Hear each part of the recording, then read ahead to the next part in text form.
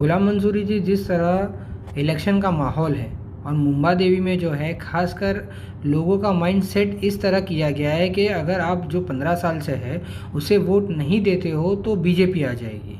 जबकि देखा ये गया है कि मीनारा मस्जिद जो एरिया है वो मुंबा देवी में नहीं है, कोलाबा क्षेत्र का है, और कोलाबा का जो एमएलए है वो बीजेपी से है।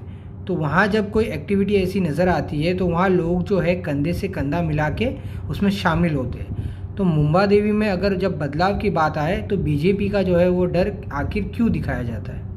देखो, ये एक तरीके से पूरी सोची गई समझी गई एक साजिश है कि आपको काम का कोई भी चीज़ का कोई प्रूफ देने की जरूरत नहीं कि हमने काम किया या नहीं किया। सीधा सिंपल सा एक लॉजिक छोड़ देते हैं लोगों के बीच में कि अगर आपने इस तरह वोट नहीं दिया तो बीजेपी इजीली जीत जाएगी। लेकिन बाजू के वो कॉन्स्टिट्यूंसी में अगर ये माहौल होता है तो किसी को कोई ऑब्जेक्शन नहीं आता है। इस दोनों के बीच में डिफरेंस देखो।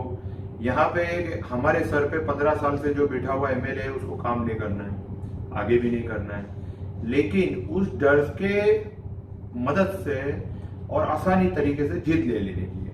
अच्छा, उसके अंदर दूसरी एक सीधी सीधी बात है कि इतनी हमारी मेजोरिटी है कि कहीं ना कहीं ये जो नए चेहरे आए हैं ना, अगर एक तरफा जाएंगे तो एक चेहरे में से विन होने की पूरी 100%, 110% पूरी तरीके से जीतने की उम्मीद है।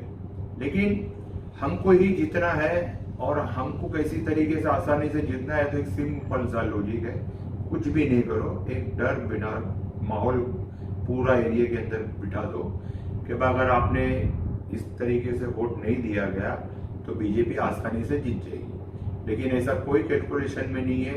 अगर आप इस मुंबा देवी को अगर जब से ये बना हुआ है तो यहाँ पे कहीं भी माइनॉरिटी का ही जीतता है। जैसा 3 टर्म संलग्न, मतलब अभी ये मुंबा देवी बन के 3 टाइम हुआ, 15 साल हो गए। उसके पहले अलग अलग एरिए थे, जैसा खेतवाड़ी था, हम लोग जहाँ रहते थे, उसके आगे एक उमरखाड़ी था और एक नागपाड़ा था। ये तीनों को मिला के एक मुंबा देवी बना। जो मुंबा देवी की ताकत है ना वो हमारे ही मुट्ठी में है और हमारे ही हाथ में। अगर वोटर्स ने एक तरफ अगर डिसीजन लिया और किसी एक चेहरे की तरफ गया, और देखो अभी ये सब नए चेहरे आए हैं तो आपको रिजल्ट अच्छा मिलेगा।